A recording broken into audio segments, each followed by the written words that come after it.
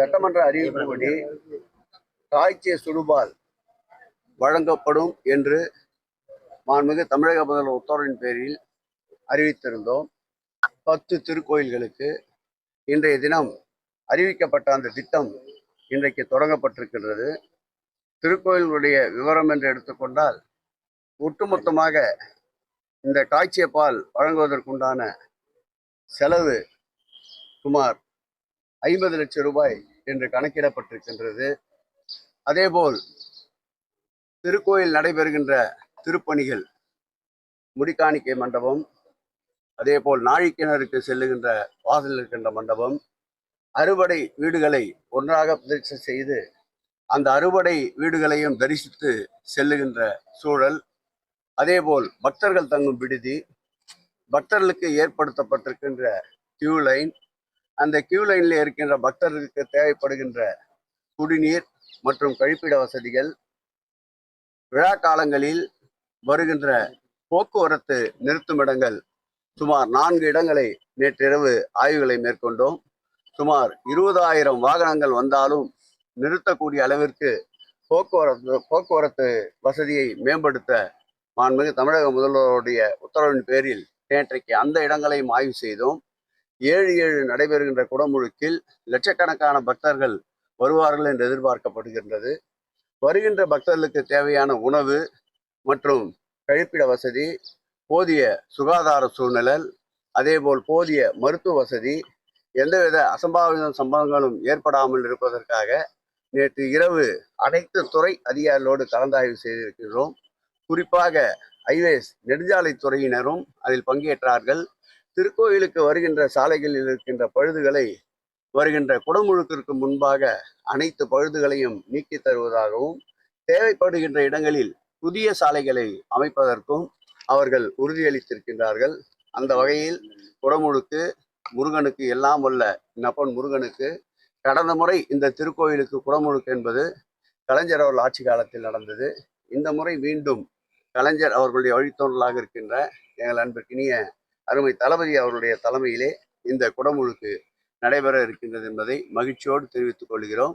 இந்த காலையிலே தருகின்ற அந்த சுடுபால் பச்சிளம் குழந்தைகளுக்கும் சுய வரிசையிலே நின்று கொண்டிருக்கின்ற குழந்தைகளுக்கும் பேருதவியாக இருக்கின்றது.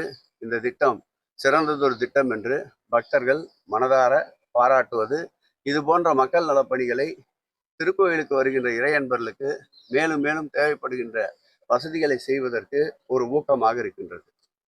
கும்பாபிஷேக பணிகள்லாம் 90% மேல முடிஞ்சிருக்குங்களா? 90% பணிகள் என்று சொல்ல முடியாது. எந்தெந்த பணிகள் எல்லாம் குடமுழுக்கு முன்பாக முடியும், எந்தெந்த பணிகள் எல்லாம் குடமுழுக்கு பிறகு முடியும் என்பதை பட்டியலிட்டு அடுத்த முறை வருகின்ற பொழுது தெளிவாக ஊடகத்துறையினோடு கலந்துரையாட இருக்கின்றோம். தற்போது நடைபெறுகின்ற பணிகளில் குறிப்பாக திருக்கோயிலுக்கு வருகின்ற வழிபாதைகளில் இருக்கின்ற பணிகள் முழுவதுமாக குடமுழுக்கு முன்பாக இந்த மாத இறுதியில் நிறைவு செய்யப்படும் என்று ஒப்பந்ததாரர் தெரிவித்திருக்கின்றார்கள்.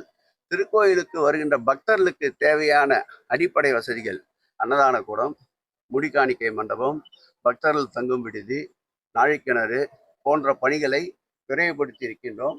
அந்த பணிகள் அனைத்தும் குடமுழுக்கிற்கு முன்பாக முடிக்கப்படும். மீதம் என்னென்ன பணிகள் குடமுழுக்கு பிறகு முடிவுறுகின்ற பணிகளை பட்டியலிட்டு உங்களிடத்தில் எடுத்து கூறுகிறோம். அதே போல் முக்கியமாக இந்த குடமுழுக்கு மாத்திரமல்லாமல் விடுமுறை நாட்களில், வெள்ளி, சனி, ஞாயிறு போன்ற நாட்களில், அதேபோல் கிருத்திகை போன்ற நாட்களில் அளவுக்கு அதிகமாக 50,000க்கும் மேற்பட்ட மக்கள் வருகின்றார்கள். அதையும் தேவையறிந்து அந்த பக்தர்கள் அதிகமாக வருகின்ற அந்த காலகட்டங்களிலும் தேவையான மருத்துவ வசதி போன்றவற்றையும் கூடுதலாக்க சொல்லி அறிவுறுத்தியிருக்கின்றோம். ஆகவே இந்த குடமுழுக்கிற்குள் எவ்வளவு பணிகள் விரைவுபடுத்தப்படுமோ போர்க்கால அடிப்படையில் விரைவுபடுத்தப்படும். நாம் நின்று கொண்டிருக்கின்ற இடத்தின் அருகிலே இருக்கின்ற ஒரு 52 அறைகள் கூட இந்த மாத இறுதியில், அதாவது 20-25 தேதிக்குள்ளாக பக்தர்களுடைய பயன்பாட்டுக்கு கொண்டு வருகின்ற ஒரு சூழல் ஏற்பட்டிருக்கின்றது. எந்தெந்த பணிகள் எல்லாம் விரைவுபடுத்தி முடிக்க முடியுமோ, பக்தர்களுக்கு அசௌகரியம் ஏற்படாத, பக்தர்களுக்கு பேருதவியாக இருக்கின்ற பணிகளை விரைந்து முடித்துவதற்கு திட்டமிட்டிருக்கின்றோம். மேலும் இந்த ஆய்வு இந்த குடமுழுக்கிற்கு முன்பாக ஒரு 4 முறையாவது அனைத்து துறை அலுவலரோடு இந்த மாவட்டத்துடைய அமைச்சர் அண்ணன் அனிதா ராதாகிருஷ்ணன், இந்த சட்டமன்ற தொகுதி சட்டமன்ற உறுப்பினர் மற்றும் இந்த மாவட்டத்துடைய நாடாளுமன்ற உறுப்பினர் அன்பிற்கினிய கனிமொழி எம்பி அவர்களும் அடுத்தடுத்து நடைபெறுகின்ற இந்த ஆலோசனை கூட்டங்களில் பங்கேற்பார்கள். அவர்களும் இந்த திருப்பணிக்கு முழு உதவியாக இருக்கின்றார்கள்.